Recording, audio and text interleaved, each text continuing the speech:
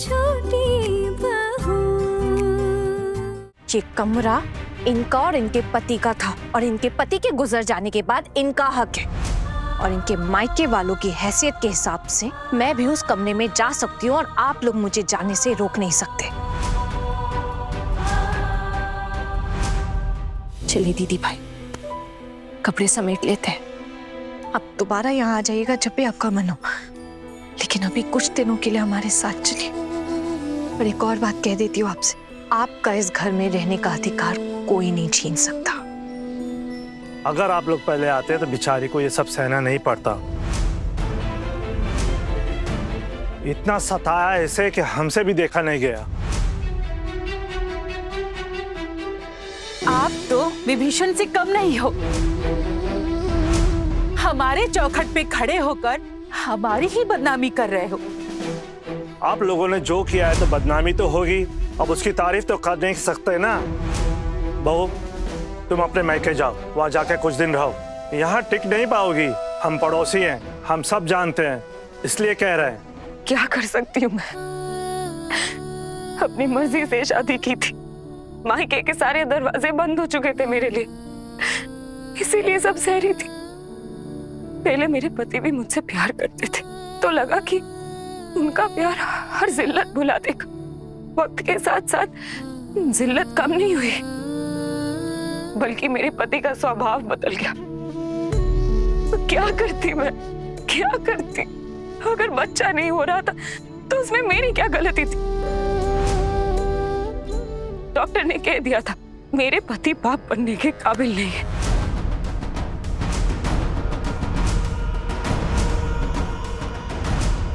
लेकिन उन्होंने कभी डॉक्टर की बात मानी ही नहीं। इलाज की व्यवस्था होते हुए भी उन्होंने कभी अपनी इलाज ही नहीं करवाई। उनकी आत्मसम्मान को कोई ठेस ना पहुंचे, इसीलिए। अगर आज हमारे बच्चे होते तो शायद इतना अकेला महसूस नहीं करती। बिना मकसद की जिंदगी नहीं होती मेरी। मकसद नहीं था तो क्या हुआ? एक नया मकसद और जिंदगी की शुरुआत तो की जा सकती है ना। और जिंदगी कभी किसी के लिए रुकती नहीं है, नदी की तरह अपनी गति में बहती जाती है। और फिर जो खो गया उसको लेकर दुखी होने का क्या फायदा? जो पा सकते हैं उसके बारे में सोचते हैं। और फिर आप ये सोचिए कि आप और किन किन चीजों के काबिल हैं और क्या क्या कर सकती हैं। अगर ऐसे ही दुखी रहे आप तो आपकी जिंदगी ऐसे ही थम जाएगी दीदी, क्योंकि जिंदगी का ईंधन दुखों में अपनी उम्मीदों और खुशियों को ढूंढना होता है। और फिर हर किसी का जाना तो पहले से ही तय होता है ना। तो फिर हमें जितनी जिंदगी मिली है खुशी से रहते, खुशी से जीते। क्यों चैन से, प्यार से, सबके साथ, एक नई उम्मीदों के साथ जिंदगी नहीं गुजार सकते हैं क्या?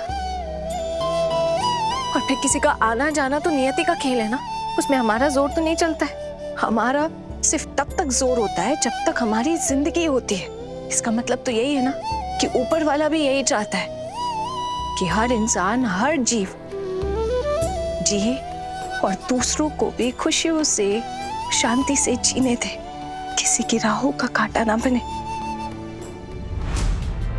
इंसान है तो इंसान की तरह बर्ताव करे, हैवान ना बन जाए अनजाने में। खैर ये सब छोड़िए दीदी, मेरी इन सारी बातों से उम्मीद करती हूँ कि किसी को कुछ तो समझ में आया होगा। ये सब छोड़िए, बहुत देर हो रही है, चलते हैं। चल।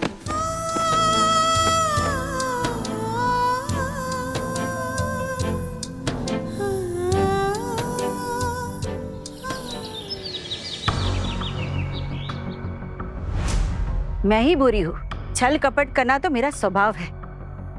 लेकिन याद दिला दो, मेरे दादा कभी नहीं चाहते थे कि उस लड़की के साथ इस घर का कोई भी इंसान उसके साथ कोई भी संपर्क रखे। और अब दादा नहीं रहे तो इस घर में वही काम किया जा रहा है। और ये काम कर कौन रहा है? हाँ, इस घर की बहुएं और टुकुन। भाभी, इस घर में जो भी हो रहा है क्या सही हो रहा है? लगातार गलतियां किए जा रही हैं बहुएं, और दीदी आप मुंह पे ताला लगाकर बैठी हुई हैं। ठाकुर जी ने क्या किया है क्या नहीं किया है मुझे उस सब में कोई दिलचस्पी नहीं है। और ठाकुर जी ने जो किया सो किया, लेकिन जो अब इस घर में हो रहा है ऐसा ही चलता रहेगा क्या? भाभी आपको जवाब तो देना पड़ेगा। हमारे घर की बहुएं बिना किसी से पूछे हुए आपकी बेटी के यहाँ चली गई।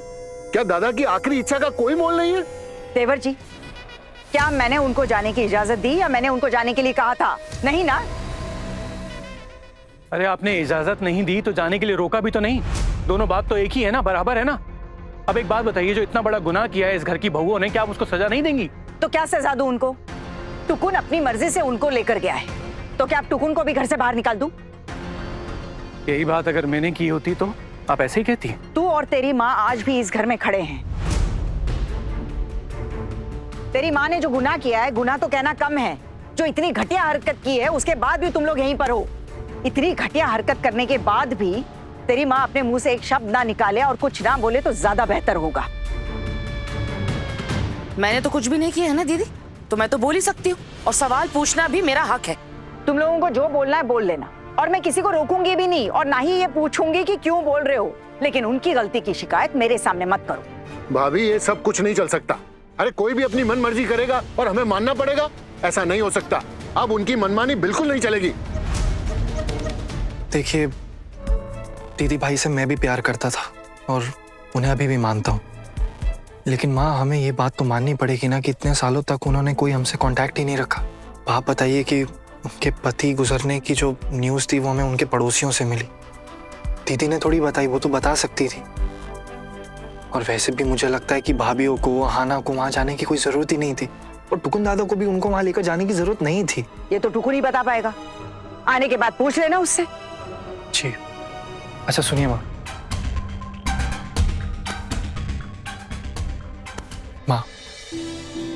ये बात आप और मैं अच्छे से जानते हैं कि हर बात पे हाना को दोषी ठहराया जाता है इस घर में। और ऐसा तो नहीं है ना कि हाना सब कुछ खुद ही करती है, अकेले करती है। यहाँ पे सब लोग अलग अलग हैं, सबकी अपनी मर्जियां, अपने डिसीजंस होते हैं। और हाना किसी से जबरदस्ती नहीं करती, वो किसी का हाथ पकड़ के चीजें नहीं करवाती है ना, सब अपनी मर्जी से करते हैं। और ये बात मैं इसलिए कह रहा हूं क्योंकि आप सब अहाना को ही दोषी ठहराएंगे, और मैं नहीं चाहता ऐसा हो, क्योंकि इसमें अहाना की कोई गलती नहीं, और अगर गलती है भी तो अकेली की नहीं, इसमें सब लोग हैं, तो उन लोगों की भी उतनी ही गलती है। अहाना ने अगर टुकुन दादा को बोला चलने के लिए, तो टुकुन दादा बच्चे नहीं है कि ऐसे ही पीछे पीछे चले गए अहाना के। उनकी भी तो मर्जी थी ना इसमें। इसीलिए मैं आपको पहले ही बता रहा हूं कि अहाना के आने पर कोई उस पर उंगली नहीं उठाएगा। कुछ भी बोलने से पहले अहाना को एक बार ये बातें सोच लेना। ये छोटू, तू ये क्या राग लाप रहा अपने बीवी को बचाने के चक्कर में? हाँ, फिर से जोरू का गुलाम बन गया है तू? देखिए चाची जी, आपको जैसा सोचना आप सोच लीजिए, लेकिन इसमें सिर्फ अहाना की गलती नहीं है, बाकी सबकी भी उतनी ही गलती है। और अगर आपको अनुशासन दिखाना है तो सबको दिखाना पड़ेगा, सिर्फ अहाना को नहीं। मेरी बेटी के साथ इतना बड़ा हादसा हुआ, लेकिन मैंने ना कभी उसे फोन किया और ना ही उसकी कभी कोई खबर लेनी चाहिए। और जब मुझसे बहुएं पूछने आई थी कि उससे मिलने जाना है, तो मैंने साफ साफ मना कर दिया था। तो अब इस बात के लिए मुझे क्यों दोषी ठहराया जा रहा है? तो वो लोग आपकी भी बात नहीं मानती है? जैसे आप लोग भी मेरी बातें कहाँ मानते हैं? आप तो छोटी हैं उम्र में मुझसे, लेकिन आपने कभी कोई बात मानी? और आपका ये बेटा, ये तो ना मेरी बात मानता है और ना ही कोई मेरी बात सुनता है। आप तो मेरी मर्जी के बगैर पता नहीं क्या क्या कांड करती रहती है। तो उम्मीद है अब दोबारा ये बात नहीं सुनानी पड़ेगी। लेकिन दीदी, मैंने तो हमेशा आपके आगे का पालन किया है, और वो आपसे आधी उम्र की लड़कियां, हमारी बहुएं, वो भी आपकी बात नहीं मान रही हैं, अवज्ञा कर रही हैं। नहीं संभालनी मुझे ये गृहस्थी, नहीं हो रहा मुझसे। अब कर लो जो अपना अपना करना है। बहुत खून बहा लिया मैंने इस घर के लिए। भाभी आप ऐसे पल्ला नहीं झाड़ सकती। ये इन बहुओं को सर पे किसने चढ़ाया? आपने ना। उन्हें इतनी छूट दे दी कि अब इनकी इतनी हिम्मत बढ़ गई। आप ही के कारण तो वो अपनी मनमर्जी कर रही हैं, और अब आप ऐसा बोल रही हैं। तो आज आपको याद आया कि मैंने अपने बहुओं को सर पर चढ़ाया है, उन्हें छूट दी है। बड़ी माँ,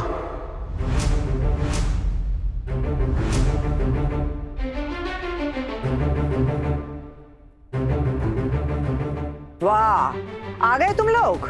अच्छा हुआ आ गए। देख लो, तुम्हारी करतूतों की वजह से कितनी खरी खोटी सुना रहे हैं ये लोग मुझे। तुम लोगों ने जो भी किया है अपनी मर्जी से किया है। बताओ क्यों गए थे वहां? और ये भी बता दो कि मैंने साफ साफ मना कर दिया था वहां जाने से, फिर भी तुम लोग गए हो। तुम्हारे वहां जाने की वजह से सब लोग मुझे दोषी ठहरा रहे हैं, कह रहे हैं कि मैंने छूट दी है, मैंने तुम सबको सर पर चढ़ा रखा है। अब तुम लोग अगर मेरी मर्जी के बगैर वहां गए थे तो क्या इसकी जिम्मेदार भी मैं ही हूं? माँ, मिली वहां जिस हाल में थी, अगर हम नहीं जाते तो शायद कोई अनर्थ हो जाता।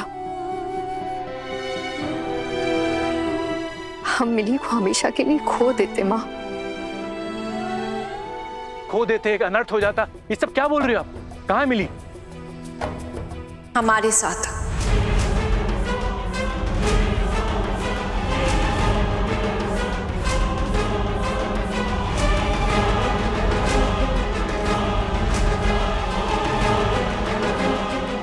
तुम्हारे साथ मतलब?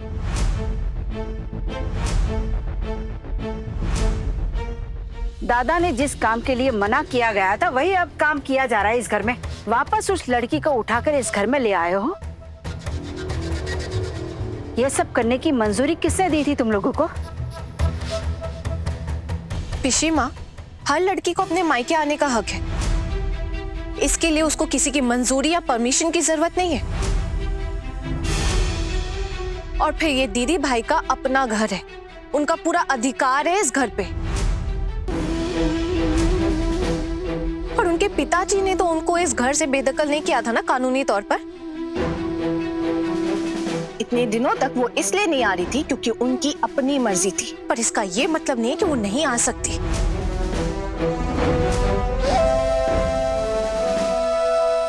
दीदी भाई,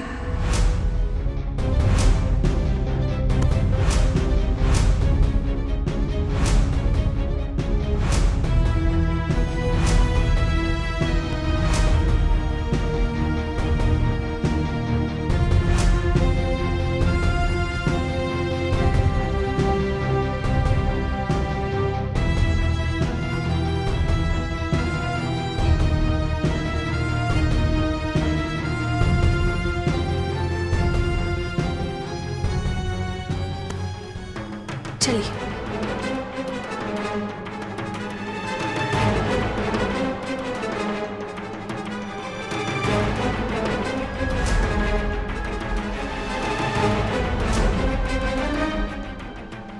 माँ,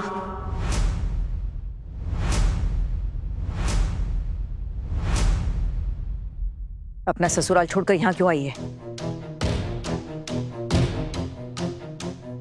मैं यहाँ नहीं आना चाहती थी माँ।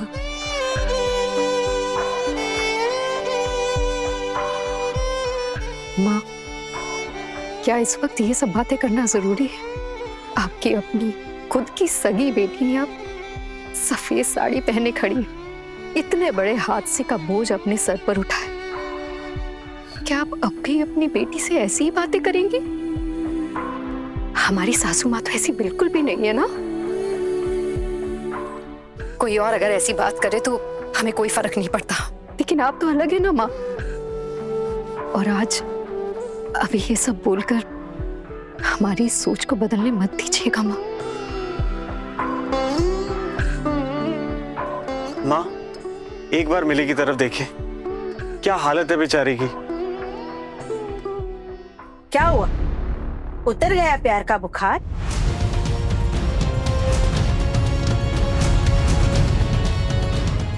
हम सबकी मर्जी के खिलाफ जाकर अपनी पसंद के लड़के के साथ शादी की थी ना तूने, इसीलिए ये हालत है तेरी आज।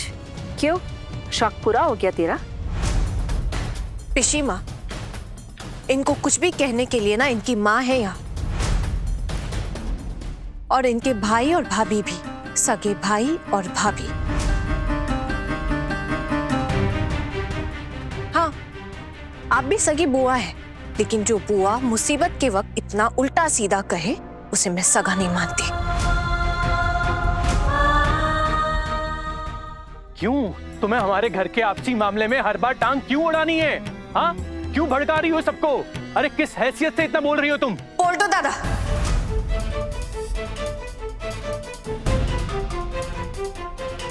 अपनी जुबान पर काबू रखिए और मुझसे इस तरह बात करने की तो जुर्रत भी मत कीजिएगा। आपका असली चेहरा ना मेरे सामने खुल चुका है, इसलिए अब मैं आपकी बातें सीरियसली नहीं लेती।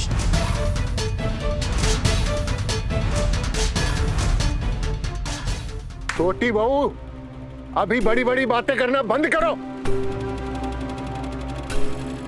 मैंने आपसे तो कुछ नहीं कहा चाचा जी, और आपने भी ऐसा कोई काम नहीं किया है जिसकी वजह से आप हमारी नजरों में गिर जाए, जैसे कि पिशी माँ और उनके बेटे ने किया है।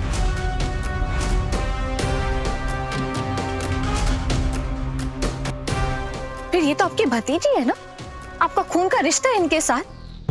अगर आप इस मुसीबत में आप इनको दिलासा नहीं दे सकते तो कम से कम उल्टी सीधी बातें तो मत कीजिए। अब हमें इससे सीखना पड़ेगा कि हमें क्या करना है और क्या नहीं करना है।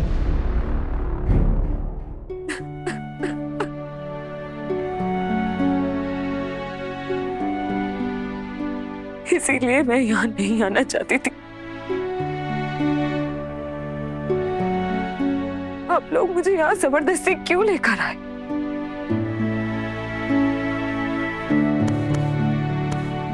मिली जीजी, आप रोइए मत। देखिए, इस घर में जब तक हमारे लिए जगह है ना, तब तक आपके लिए भी उतनी जगह होगी, है ना जीजी? दीदी भाई, इस घर के सब लोग एक जैसे नहीं है।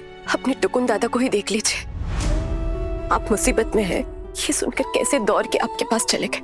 और दादा भाई का चेहरा देख के तो आपको पता चल गया होगा ना कितना प्यार करते हैं आपसे।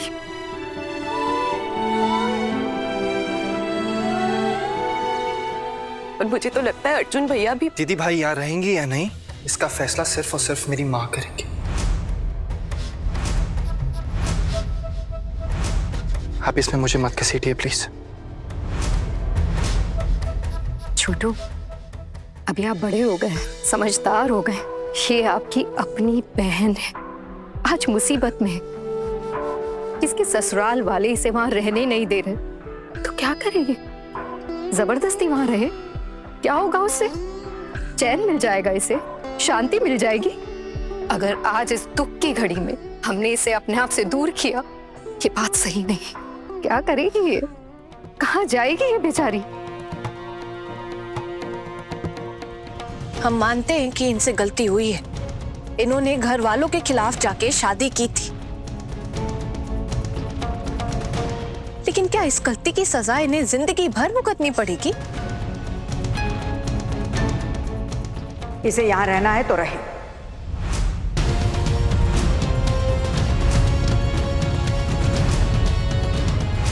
इसे कह दो कि मुझसे बात करने की कोशिश ना करे। मैं भूल जाना चाहती हूँ कि मैं इसकी माँ हूँ, बल्कि भूल ही गई थी। मैं पुरानी यादों को दोबारा याद नहीं करना चाहती। इससे कहो कि मेरी नजरों के सामने से दूर रहे। माँ, खबरदार जो तुमने मुझे माँ कहा।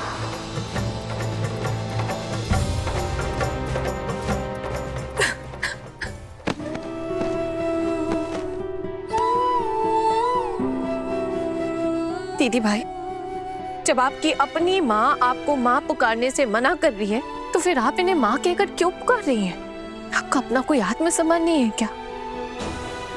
ये आपका अपना घर है, अपना मायका, आपका पूरा अधिकार है इस घर पे,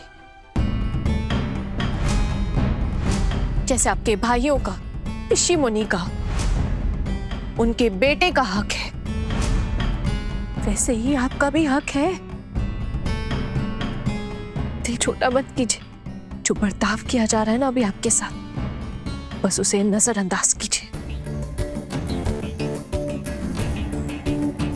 मैंने कहा था ना तुमसे, ससुराल वालों के बुरे बर्ताव और मायके वालों के बुरे बर्ताव में फर्क होता है। मायके वालों का ये बुरा बर्ताव मैं सहन नहीं कर पाऊंगी। ससुराल वाले तो पराए हैं, मैं जानती हूँ, उन्होंने कभी मुझे अपनाने की कोशिश ही नहीं की। लेकिन मेरे मायके वाले, मैं ना भी चाहूं तो भी ये मेरे अपने हैं, खून का रिश्ता है मेरा इनके साथ। इनका बुरा बर्ताव मैं सहन नहीं कर पाऊंगी। इतनी ताकत नहीं है मुझ में, इसीलिए मैं यहाँ नहीं आना चाहती थी।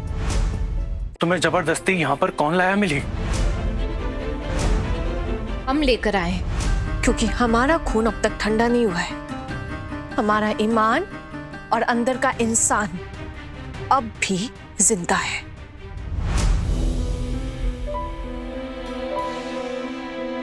चलिए उठिए दीदी भाई। मुझे ऐसा लगता है कि आपको इस मैटर में नहीं बोलना चाहिए। मुझे जरूरत नहीं लगती है ना, क्योंकि घर के और भी बड़े लोग हैं, माँ है, वो लोग ले लेंगे ना ये डिसीजन। आप क्यों बोल रहे हो? मैं भी तो इस घर की ही सदस्य हूं ना। घर में सजाया हुआ कोई शोपीस तो नहीं। क्या फिर आपको ऐसा लगता है कि मैं कोई फैसला लेने के काबिल नहीं हूं? आप ही बताइए। ये आपकी सगी बहन है ना, आपका तो खून का रिश्ता है इनके साथ। अब अगर आपकी बहन को उनके ससुराल वाले ऐसे ताना मारेंगे तो क्या आप यहाँ चैन से जी पाएंगे? खाना उतरेगा आपके गले से? मैं तो पराई हूँ। पहली बार आपकी बहन से मुलाकात हुई है मेरी। वहां जाकर मैंने जो देखा, जिस हालत में थी ये, उस हालत में मैंने वहां छोड़कर नहीं आ पाई। इतना अपमान, इतना गंदा बर्ताव कोई इंसान किसी इंसान के साथ कैसे कर सकता है? और जब तक मैं ये खुद अपनी आंखों से नहीं देखती ना, मुझे भी विश्वास नहीं होता। और फिर ये सब कुछ देखने के बाद हमारी हिम्मत तो नहीं थी कि इन्हें वहां छोड़कर आए। वहां छोड़कर आते ना तो आपकी बहन को वो लोग शायद जान से मार देते।